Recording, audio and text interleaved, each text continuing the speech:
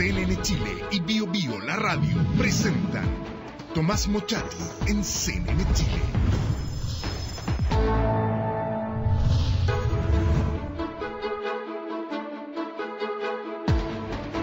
Muy buenas noches, ¿cómo está? Está movido el ambiente económico, súper movido. No se recuerda desde los tiempos de la democracia que hayan expulsado a un ministro de Hacienda, Alberto Arenas. Duró poquito más de un año, lo echaron para la casa. Fue una sorpresa para él. Pensaba que era un inamovible. No fue así. Echaron poco más de un mes después de ser ratificado en el cargo al director de Servicio de Impuestos Internos, a Michel Chorrat, para la casa. No quería renunciar, le dijeron renuncia igual, váyase. Pues lo despidieron, lo echaron. Ahora se dice desvincular. Andrés Velasco, economista, exministro de Hacienda, hoy día escribió una columna que ha dejado la grande. La guinda de la torta fue el anuncio de un proceso constituyente. Acusa de todo Andrés Velasco. Hoy hablamos con Rafael Bergoin, es ex superintendente de banco en los tiempos de Sebastián Piñera, académico de la Universidad de Chile, pero está dedicado prácticamente en forma absoluta como investigador del CEP, del Centro de Estudios Públicos. Es doctor en economía de la Universidad de Minnesota, ex director del Metro. Hola, ¿qué tal? Don Tomás. Partamos por Velasco. Andrés, colega suyo. Usted elige, señora, hay muchos temas, como dijo. Veamos. La guinda de la torta fue el anuncio de un proceso constituyente. Todo gobierno alguna vez se ha esforzado a improvisar un anuncio para cambiar el foco de la conversación, pero improvisar con la piedra angular de una república democrática, su constitución, marcó un récord de liviandad en la política nacional. El péndulo vuelve al centro si un padre o madre sabe que su hijo se columpia con prudencia y no hay peligro, pero si la criatura va demasiado lejos en una dirección, lo más probable es que salga volando y termine en la urgencia hospitalaria. Esto es lo que le pasa al gobierno, un columpio forzado.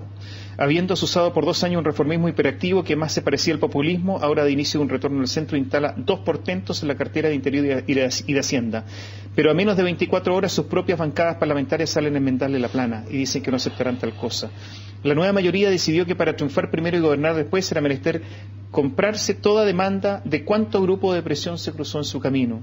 Fin a todo incentivo tributario al ahorro, menoscabo a los colegios subvencionados, gratuidad total y a cualquier costo a la educación superior y un proceso constituyente cuyo contenido aún nadie ha podido desentrañar. Y a poco andar, aunque no estaban entre los 3 pilares del programa, reforma laboral pro dirigentes sindicales tradicionales y no pro mujeres y jóvenes, nacionalización del agua y, ¿por qué no?, estacionamientos gratis en los malls.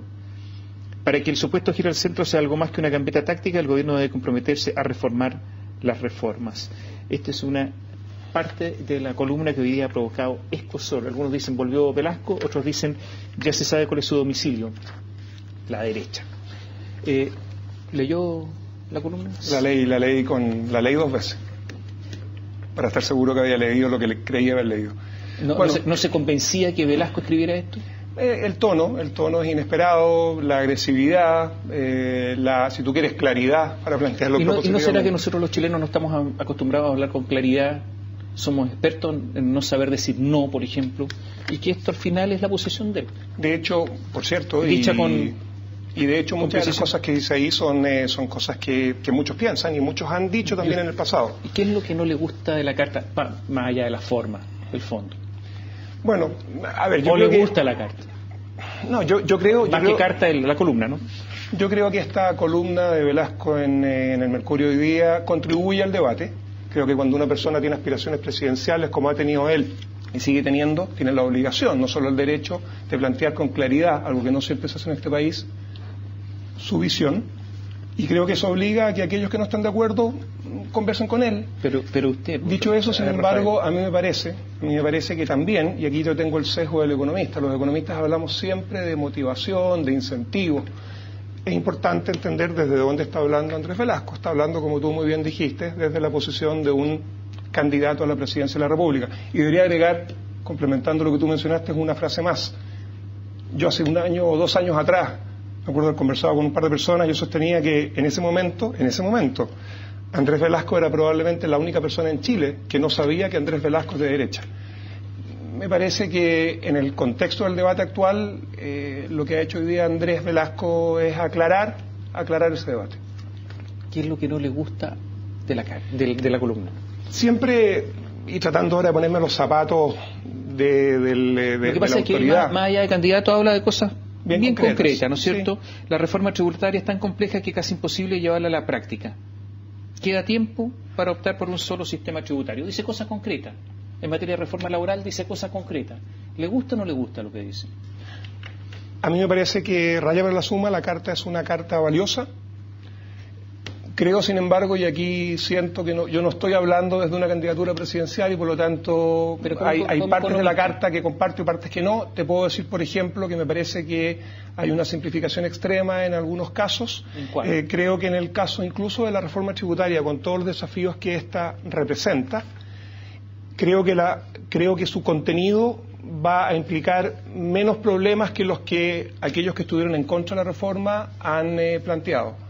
Creo que el gobierno anterior, en particular el ex ministro de Hacienda, llevó muy mal adelante la discusión de estas reformas, las comunicó mal y con eso no estoy haciendo un comentario vacío, estoy diciendo que informó mal y dejó que los grupos de interés que existen en todas partes del mundo y en todas las profesiones, que trataron de impedir que este cambio que los iba a afectar a ellos, si bien puede ser necesario para el país, ocurriera, terminaron haciéndose cargo de la agenda y de la discusión. Y ese fue un error del ministro que en parte, creo yo, le costó la pega. Creo que esta carta, en cierta forma, al caricaturizar algunos de los problemas que existen y simplificarlos, lo que está haciendo es alimentar esa discusión. Ahora, uno podría decir simplificar o simplemente que en una columna es imposible tratar profundamente todos los temas y simplemente da lineamientos generales acerca de su pensamiento, porque de reforma tributaria se podría escribir en una columna, sino un montón de columnas. Por cierto, y más que columnas, artículos y libros completos. Y papers, etcétera, ¿no es cierto? Pero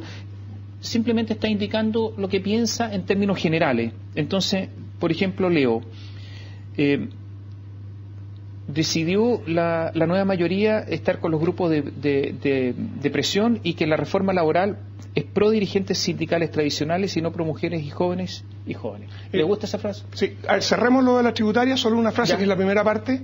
Yo creo que él levanta ahí un punto que es el más importante. La reforma no dejó contento a nadie.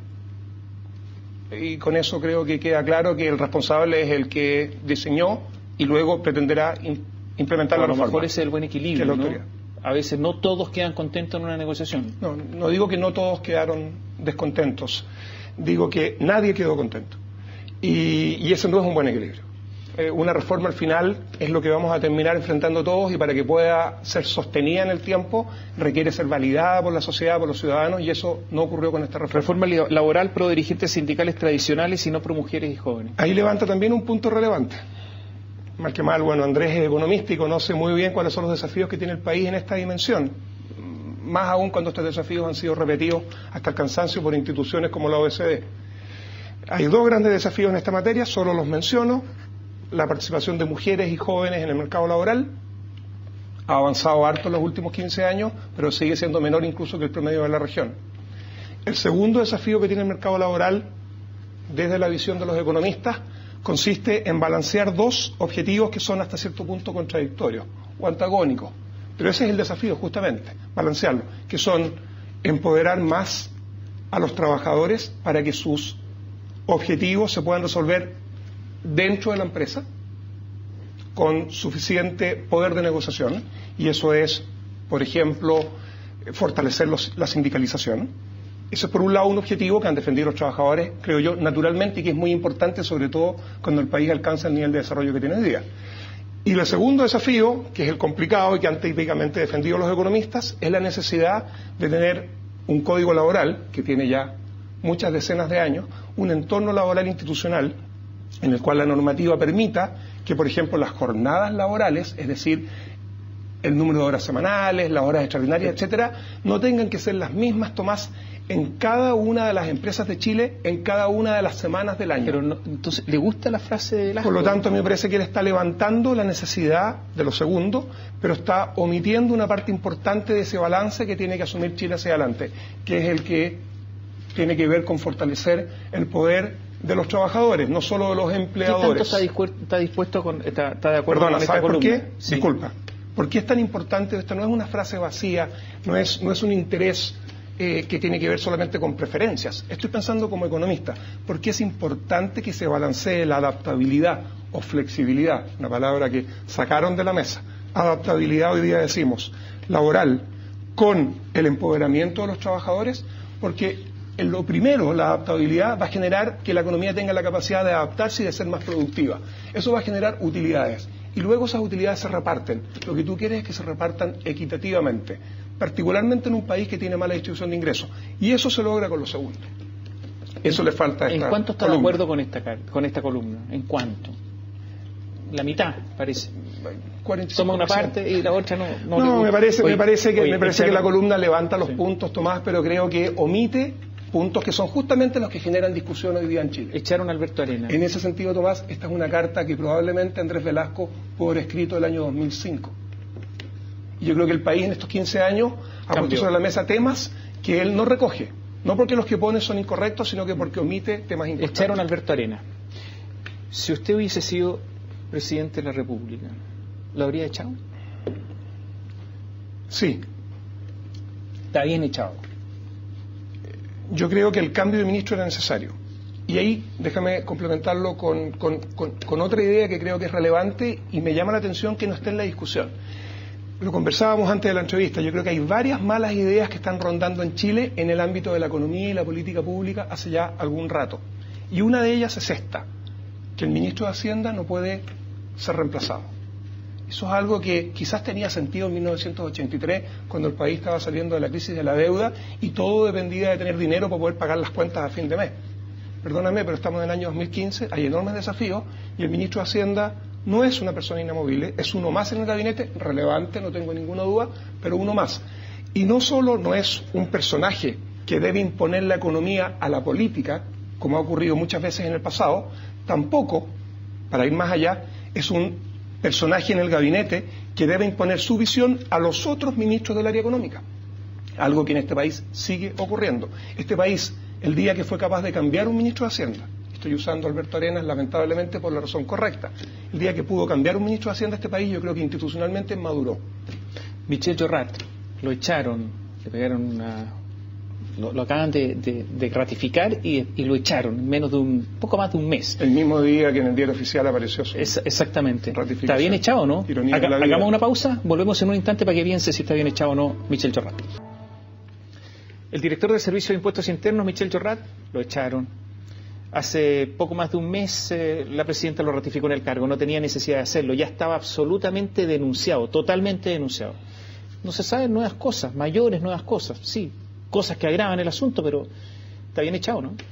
Yo también habría cambiado al director de Impuestos Internos. En este caso, si no siendo presidente, hubiese sido el ministro de Hacienda. ¿Sí? Oye, una vez más, Tomás, esto de definir estabilidad económica y confianza en la economía, como que las personas que están en cargos clave, pero de confianza, de autoridades, de otras autoridades, no pueden perder su pega, me parece una muestra de, no estabilidad, sino una muestra de inmadurez institucional y, por lo tanto, una de las causas fundamentales de la inestabilidad en el largo plazo. Así es que estos cambios hay que hacerlos, las personas pasan, como dice el refrán, ¿no es cierto?, las instituciones quedan. Esto sí levanta... Harto abolladas quedan. Sí, y también es cierto que están quedando abolladas porque este país ha cambiado mucho en el último tiempo, más que otros países en la región, en gran medida porque la ciudadanía se ha empoderado, y se ha empoderado gracias a lo que el país ha avanzado. El otro día había un local. Estaba clausurado por el Servicio de Impuestos Internos, tenían esta wincha y un cartel que dice clausurado, parece que no había entregado una boleta. Mientras tanto le permiten a algunos empresarios rectificar por miles de millones de pesos el financiamiento de la política. Ese comerciante que está clausurado, ¿qué pensará? No dio una boleta.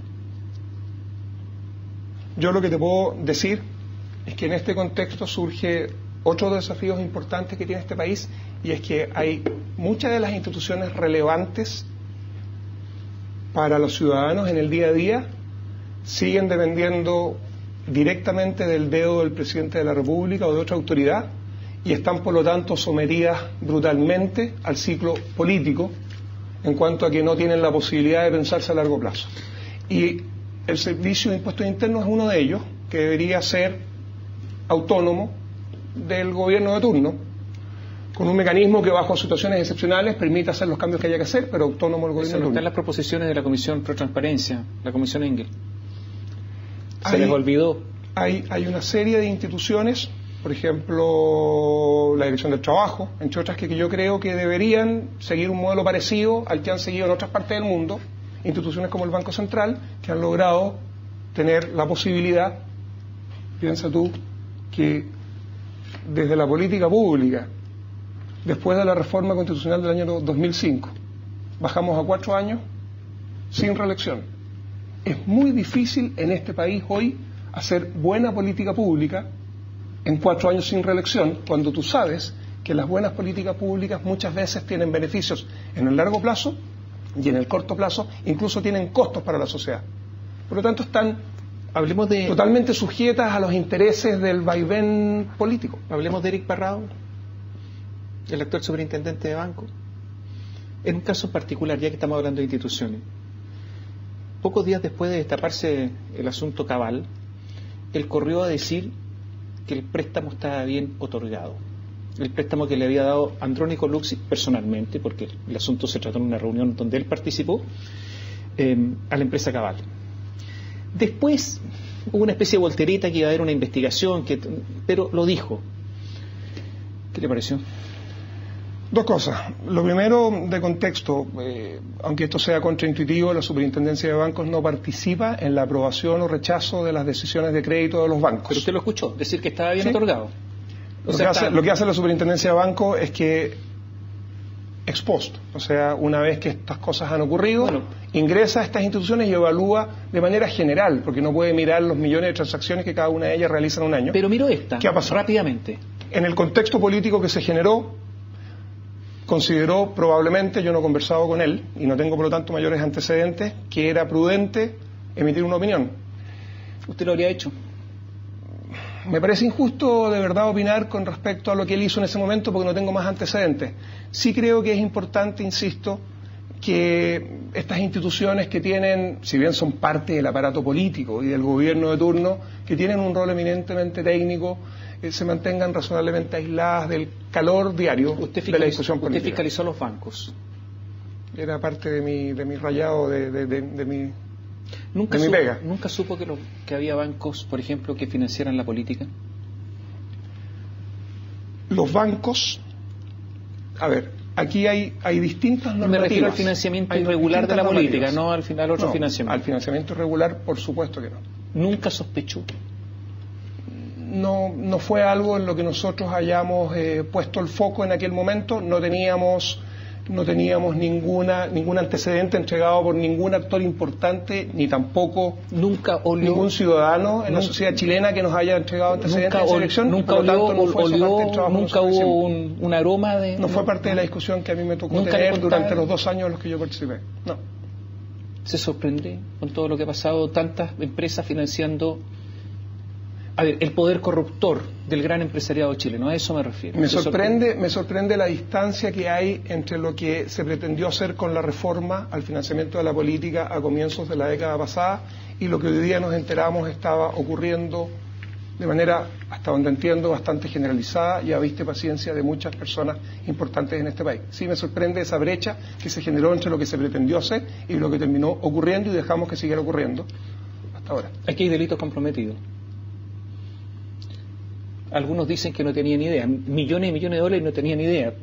Difícil que un empresario no sepa qué pasa con sus millones de dólares. Hay una especie de apariencia, de baile de máscara, que el país debe soportar. ¿Hasta cuándo, cree usted?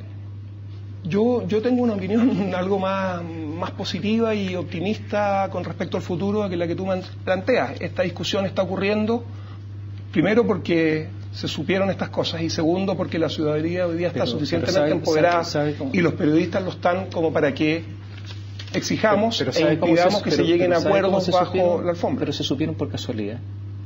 Se supo por casualidad porque un martillero iba a morir y decidió hablar. Se supo por casualidad porque no le pagaron a un gerente y por lo tanto develó. Se supo por casualidad porque en el caso Cabal hubo un juicio laboral porque no le pagaron. Ninguna institución funcionó fiscalizando. Yo le digo una cosa, la Dirección de Grandes Contribuyentes del Servicio de Impuestos Internos nunca vio nada. millones y millones de dólares y no ve nada. Pero tú crees que hace Fracaso 10 total. años atrás, cuando estas cosas, ¿tú crees que hace 10 años atrás en este país no pasaban estas mismas cosas? Y que no se sabían, No se- se supieron no se- y sin embargo no se socializaron en su momento. Esa es mi apuesta. Hablemos de lo que está pasando con la situación Y por eso económica. creo yo que este es un país que está mejor preparado hoy día para enfrentar este desafío que lo que estaba el año 95. Hablemos de la situación económica. Crecimiento del primer semestre 2,4%, se decía 2,2%. Ha caído fuertemente la inversión en nuestro país, muy fuertemente. Se dice que el crecimiento del gasto público a marzo es de 11,9% aproximadamente, o sea, el gasto público es el que está impulsando el crecimiento. Los proyectos mineros se dice que se están reduciendo en 30.000 millones de dólares para los próximos 10 años. Esto es una información oficial. En el caso del cobre, 16.000 millones de dólares. Las estimaciones para este año, según ley de presupuesto, 3,6% de crecimiento, el cobre en 3,12%, estamos mucho más bajos. Las clasificadoras de riesgo, varias, Moody's, Fitch, etc., Standard & Poor's, dicen que vamos a crecer menos del 3%, es decir, un escenario muy complejo. ¿Qué debería hacer el nuevo ministro? Este es el principal desafío en el corto plazo que tiene el ministro. Después tiene una segunda tarea, que es incluso más compleja que la que voy a mencionar ahora, que tiene que ver con generar las condiciones para que este país pueda volver a crecer, como lo hizo algún día, sostenidamente sobre el 5%.